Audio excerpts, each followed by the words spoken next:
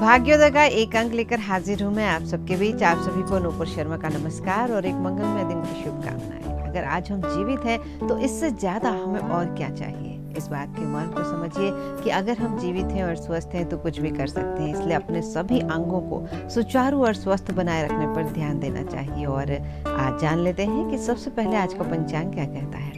आज दिन है शनिवार, जो शनि महाराज का दिन है और 21 सितंबर 2024 की आज तारीख है। अश्विन मास के कृष्ण पक्ष की चतुर्थी तिथि है, जो शाम 6:14 तक रहेगी और उसके बाद पंचमी तिथि शुरू हो जाएगी। आज भरणी नक्षत्र दिन में 12:36 तक है और उसके बाद से कृतिका नक्षत्र शुरू हो जाएगा। आज का व्याघात योग 11:36 तक है और उसके बाद हर्षण योग की शुरुआत होगी। आज का अभिजीत मुहूर्त दिन में 11:55 से शुरू होगा और 12:43 तक रहेगा।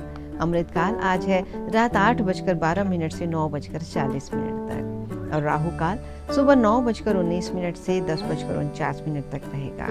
सूर्यदेव आज कन्या राशि पर भ्रमण कर रहे हैं और चंद्रमा वृषभ राशि पर संचार कर रहे हैं। और आज है पितृपक्ष की चतुर्थी का श्राद्ध। देवालयों और मंदिरों में हम सदा से ही बड़े बड़े घंटे घड़ियाल लगाते हैं। आठों प्रहर की संध्या वंदन के समय घंटे बजाए जाते हैं। मंदिर में प्रवेश करने वाले दर्शनार्थी भी घंटे बजाते हैं। इन्हें एक ताल और गति से बजाया जाता है। हमारा स्कंद पुराण कहता है कि घंटी बजाने से सभी प्रकार के पाप नष्ट होते हैं। सृष्टि के प्रारंभ में जो नाद था वही घंटे की आवाज से निकलता है और यही नाद ओंकार शब्द से भी जागृत होता है। घंटे को काल का प्रतीक भी माना गया है। और वैज्ञानिक कारण की बात करें तो घंटी बजाने से वातावरण में कंपन पैदा होता है और काफी दूर तक जाता है। इस कंपन से सभी विषाणु, जीवाणु और सूक्ष्म जीव नष्ट हो जाते हैं और आसपास का वातावरण शुद्ध होता है। इसलिए जिन स्थानों पर घंटी की आवाज नियमित रूप से आती है वहां का वातावरण पवित्र और शुद्ध बना रहता है। नकारात्मकता दूर रहती है और नकारात्मक शक्तियां भी दूर रहती हैं। जब तो समृद्धि के द्वार खुलते हैं। घंटी बजाने से देवी देवताओं के सामने हमारी हाजिरी लगती है। घंटी बजाने से देव प्रतिमाओं में चेतना जागृत होती है और उन्हें भी शंख और घंटे घड़ियाल की आवाज काफी पसंद होती है। घंटी बजाने से देवी देवताओं की उपासना करने वाले व्यक्ति की प्रार्थना को भी ध्यान पूर्वक सुनते हैं, जिससे पूजा का प्रभाव बढ़ जाता है और इसके बाद हमारी पूजा और आराधना अधिक फलदायी और प्रभावशाली बन जाती है। और ये ध्वनि मन मस्तिष्क को अध्यात्म की ओर ले जाने का काम भी करती है। मन इसकी लय से जुड़कर शांति का अनुभव करता है, एकाग्र होता है और दैवी उपस्थिति भी अनुभव होती है। इसकी आवाज कम से कम 7 सेकंड तक गूंज बनी रहती है। घंटी की तेज ध्वनि हमारे शरीर के 7 चक्रों को कुछ समय के लिए सक्रिय कर देती है और इस आवाज से मस्तिष्क के दाएं और बाएं लोब के बीच सामंजस्य बनता है, जिससे नकारात्मक विचार अपने आप खत्म होने लगते हैं और सकारात्मक ऊर्जा से शरीर भर जाता है। स्कंद पुराण ये भी कहता है कि घंटी से जो ध्वनि निकलती है वो ओम की ध्वनि के समान होती है। इसलिए माना जाता है कि जब कोई मंदिर में घंटी बजाता है तो उसको ओम का उच्चारण करने के समान पुण्य प्राप्त होता है। और लाभ की बात करें तो घंटी की ध्वनि से, घंटे के स्वरों से शरीर और मन के भीतर के सभी बुराइयां और नकारात्मक विचार दूर हो जाते हैं। और जब हम मंदिर में प्रवेश करने के पहले द्वार पर लगा घंटा बजाते हैं तो हमारा तन और मन यूं ही पवित्र हो जाता है, जिससे प्रवेश के समय शुद्ध भाव से हम ईश्वर के दर्शन कर पाते हैं। लेकिन घंटी बजाने के भी कुछ नियम होते हैं। इसमें सबसे जरूरी बात यह है कि घंटी को कभी जोर से नहीं बजाना चाहिए। अगर आप पूजा की नियत से मंदिर में प्रवेश कर रहे हैं तो ऐसे में घंटी को जोर से बजाना आपके अंदर मौजूद भक्ति भाव का नाश कर सकता है। और घंटी को लगातार नहीं बजाना चाहिए। एक बार में 2 से 3 बार घंटी बजाकर छोड़ देना चाहिए। लेकिन पूजा के बाद जब हम बाहर निकलते हैं तब कभी भी घंटी को नहीं बजाना चाहिए। शास्त्रों के अनुसार पूजा करने के बाद जब लौटते हुए घंटी बजाया जाता है तो ये नियमों के विरुद्ध माना जाता है। और विदेश में बसना कई लोगों का सपना होता है और वे लगातार इसके लिए प्रयास करते हैं, लेकिन हर कोई विदेश नहीं जा पाता। जिंदगी कहाँ ले जाएगी ये तो कोई नहीं जानता और ना ही वहाँ बस पाता है। किसी व्यक्ति के विदेश में बसने से जुड़ी चुनौतियों और अनिश्चितताओं का विश्लेषण भी भारतीय वैदिक ज्योतिष के नजरिए से किया जा सकता है। कुछ खास ग्रह और भाव जातक के देश से बाहर जाने की संभावनाओं पर प्रभाव डालते हैं। हम जान सकते हैं कि कोई व्यक्ति मनोरंजन के लिए, बचने के लिए या व्यवसाय और काम के उद्देश्य से विदेश करने जा रहा है या नहीं। अगर किसी ग्रह को अंतरराष्ट्रीय यात्रा के लिए प्राथमिक ग्रह माने तो वो राहु है, क्योंकि स्वभाव और प्रतीकात्मकता से राहु विदेशी और विचित्र ग्रह है। जब राहु 9वें भाव में होता है तो लंबी दूरी की यात्रा के बारे में बताता है, या 12वें भाव में विदेशी भूमि के बारे में बताता है। जातक विदेश यात्रा करने के लिए तब मजबूर हो जाता है जब उसकी कुंडली में राहु 9वें या द्वादश भाव में होता है। और दूसरा ग्रह है केतु, जो अंतर्राष्ट्रीय यात्रा का कारक है। केतु में जातक को अपनी मातृभूमि छोड़कर विदेश में बसने के लिए मजबूर करने की भी ताकत होती है। जब केतु किसी भाव को पीड़ित करता है तो जातक अपनी मातृभूमि या जन्मभूमि में रहने के बजाय विदेश यात्रा कर सकता है। विदेश में बसने की बात है तो राहु केतु के साथ साथ चंद्रमा और मंगल भी महत्वपूर्ण ग्रह हैं जो इसमें मदद करते हैं। इसके अलावा महत्वपूर्ण भाव के स्वामी भी विदेश में बसने में खास भूमिका निभाते हैं। छात्र वीजा, व्यवसाय वीजा या कार्य वीजा, इस तरह की अनुमतियां इसकी सहायता से प्राप्त की जा सकती है, क्योंकि यह ग्रह और भावों के साथ कुछ अन्य संयोजन भी ज्योतिष में विदेश यात्रा और विदेश में बसने में सहायता कर सकते हैं। ज्योतिष में विदेश में बसने की गारंटी कुछ भावों के द्वारा दी जा सकती है। जब आप विदेश में छोटी यात्रा के लिए जा रहे हैं तो ये कुंडली का तीसरा भाव बताता है। ये तीसरा भाव चौथे भाव से 12वां है और आमतौर पर 12वां भाव छोटी दूरी की यात्राओं को ही बताता है। चौथा भाव मातृभूमि या मूल स्थान पर जोर देता है। यदि चौथा भाव किसी प्रकार से पीड़ित है तो जातक के पास अपने मूल स्थान से विदेश में बसने का अच्छा मौका हो सकता है। इसके अलावा अत्यधिक अशांत चौथा भाव विदेश में बसने का संकेत देता है।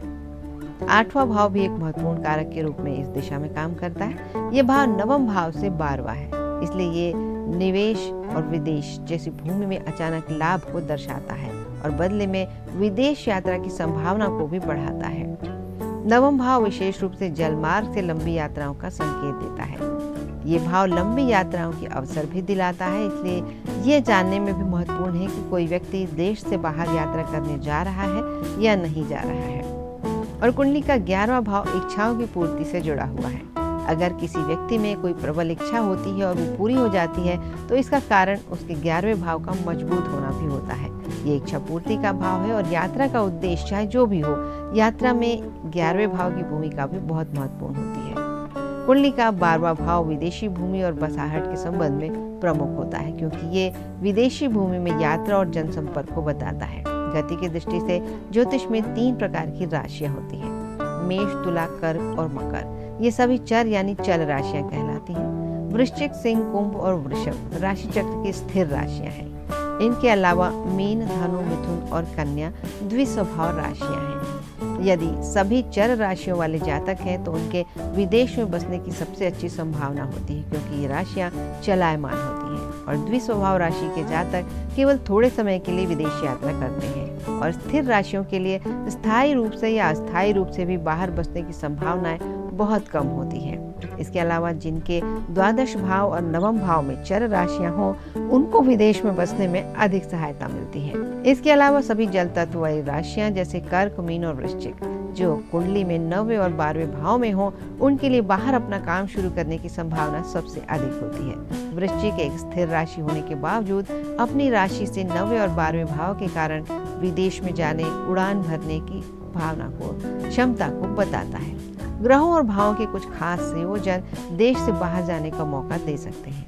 इतना ही नहीं, ये भाव या ग्रह ये भी बता सकते हैं कि कौन सा भाव किस खास उद्देश्य से जुड़ा हुआ है। यात्रा का उद्देश्य चाहे जो भी हो, किसी भी मामले में चौथा घर और उसका स्वामी इस तरह से प्रभावित होना चाहिए कि वह विदेश यात्रा को बढ़ावा दे। ऐसा इसलिए क्योंकि चौथा भाव व्यक्ति को उसकी जन्मभूमि या मातृभूमि से दूर ले जाने से संबंधित है। और जहाँ तक विदेश में उच्च शिक्षा का सवाल है, यदि चतुर्थ, पंचम, अष्टम, 9वें भाव के स्वामी और उनके संबंधित स्वामी द्वादश भाव के साथ युति बनाते हैं, किसी तरह से जुड़ते हैं, तो जातक छात्र वीजा प्राप्त कर सकता है। इसके अलावा 8वां भाव अनुसंधान या खोज को भी दिखाता है, इसलिए यदि 8वें भाव के स्वामी या 9वें और 12वें भाव के साथ कोई उनका संयोजन है तो विदेश में व्यक्ति शोध कार्य कर सकता है।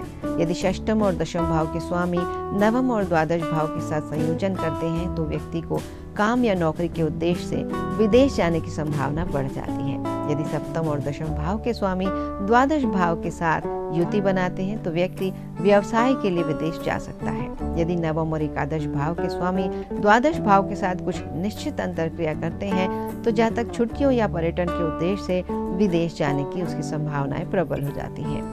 भावों के अलावा शनि और राहु जैसे ग्रह द्वादश भाव में अपनी स्थिति के साथ विदेश यात्रा का भी संकेत दे सकते हैं। इसलिए ऐसे भावों, ग्रहों और उनके विशेष संयोजनों के साथ विदेश जाने का अवसर मिल सकता है और विदेश में बसने का अनुमान पहले से ही लगाया जा सकता है। जैसे राहु की नवम, दशम, एकादश, द्वादश और प्रथम भाव में स्थिति हो तो जातक को विदेश यात्रा के अवसर मिलेंगे। यदि जातक के नवम और एकादश भाव का संबंध आपस में हो तो जातक विदेश यात्रा करने में सक्षम होगा। बुध और सूर्य के बीच बना कोण जितना बड़ा होगा, जातक के विदेश यात्रा करने की संभावनाएं भी उतनी ही अधिक होंगी। जब केतु दूसरे, चौथे या सातवें भाव को प्रेरित करता है तो जातक को विदेश में बसने का अवसर मिलता है। यदि कोई जातक किसी दूसरे देश से जुड़ा काम करता है तो शनि उसे विदेश जाने के लिए बाध्य कर सकता है।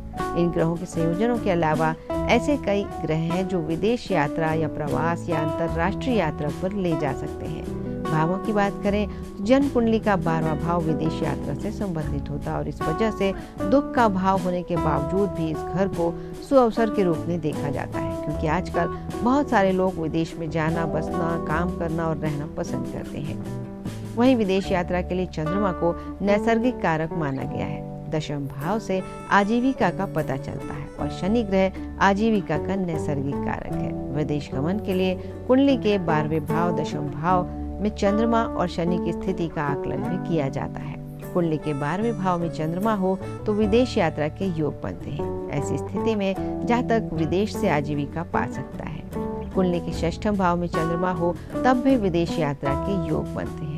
यदि दशम भाव में चंद्रमा है या इस घर पर शनि की दृष्टि पड़ रही है तब भी विदेश यात्रा के योग बनने लगते हैं। सप्तम भाव या लग्न भाव में चंद्रमा की उपस्थिति भी विदेश से व्यापार का संकेत देती है।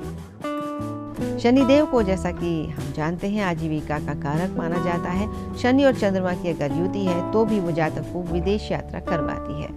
अगर जन्म कुंडली में दशमेश 12वें भाव और 12वें भाव का स्वामी दशम भाव में हो तो भी विदेश यात्रा के योग बनते हैं और विदेश से आजीविका कमाने का मौका मिलता है।